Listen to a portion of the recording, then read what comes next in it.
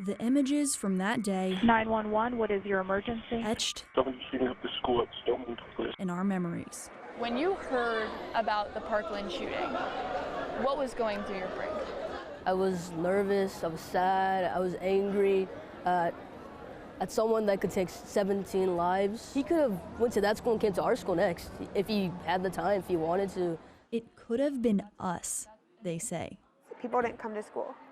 You know, a lot of my friends didn't come back till a week later, 3 days later, you know. And now, a year later, Josh, Aaron, and Ariana, 2 seniors and a sophomore, have done a lot of growing up.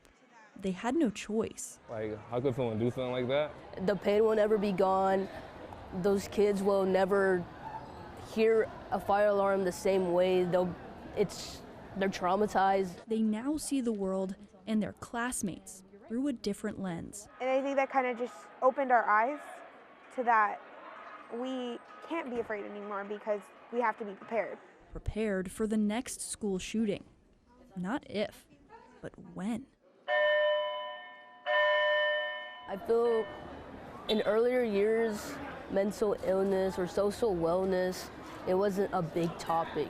After Parkland and the Marjorie Stoneman Douglas Public Safety Act, Collier County Schools and every Florida district got a cut of nearly $70 million just for mental health initiatives. So what are we getting for our money? So it was limited funds, but how do you try and get the most out of those funds? Superintendent Kamala Patton says Collier schools have used social-emotional learning tactics for years. We just added on in new layers. It helps kids work on relationship building and coping skills. The only time you heard the word mental illness was when you were talking about a crazy person. And I think it created that notion that people with mental illnesses can't be normal. But that's all changed. Yeah, yes, of course, definitely. This academic year, they've added more programs, training, and improved their partnerships with local mental health facilities.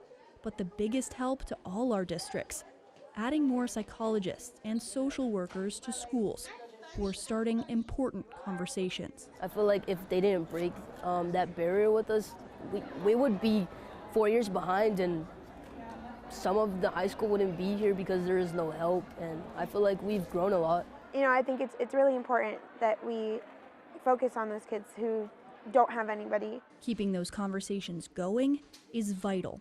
School psychologists Rebecca Marizon and Natasha Gorman for Lee and Charlotte counties say they hope to build on the momentum, but they admit they need more help.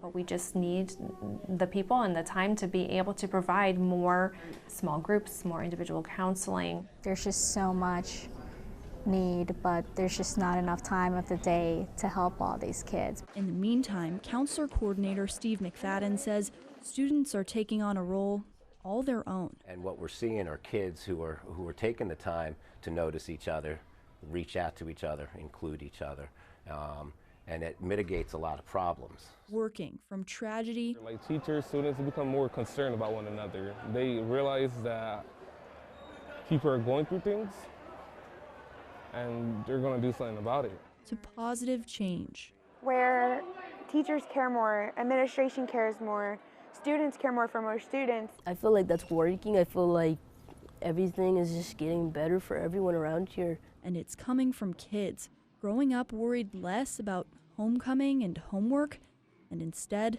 knowing that there are bad things in the world and how to deal with them.